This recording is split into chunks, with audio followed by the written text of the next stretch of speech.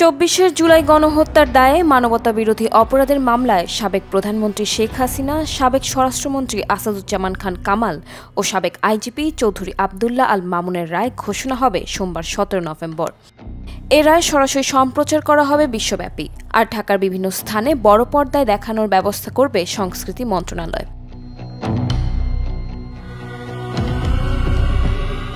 রবিবার আন্তর্জাতিক অপরাধ ট্রাইব্যুনাল ও সংস্কৃতি মন্ত্রণালয়ের সূত্র জানায়, জাতির দৃষ্টি এখন এ রায়ের দিকে।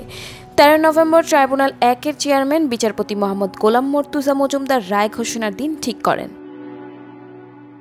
মামলায় ৫টি অভিযোগ রয়েছে: উস্কানি, মরণাস্ত্র ব্যবহার, আবু সাইদ হত্যা, চাংখারপুলে হত্যা ও আশুলিয়া লাশ পোড়ানো।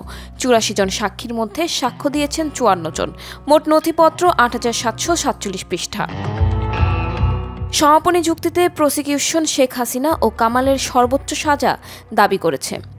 রাজসাক্ষী হিসেবে জবানবন্দি দেওয়ায় সাবেক আইজিপি মামুনের বিষয়ে সিদ্ধান্ত আদালতের উপরই রাখা হয়েছে। ২৩ অক্টোবর যুক্তিতর্ক শেষে রায়ের অপেক্ষায় রয়েছে দেশ। জুলাই গণহত্যা মামলার এটিই হবে প্রথম রায়।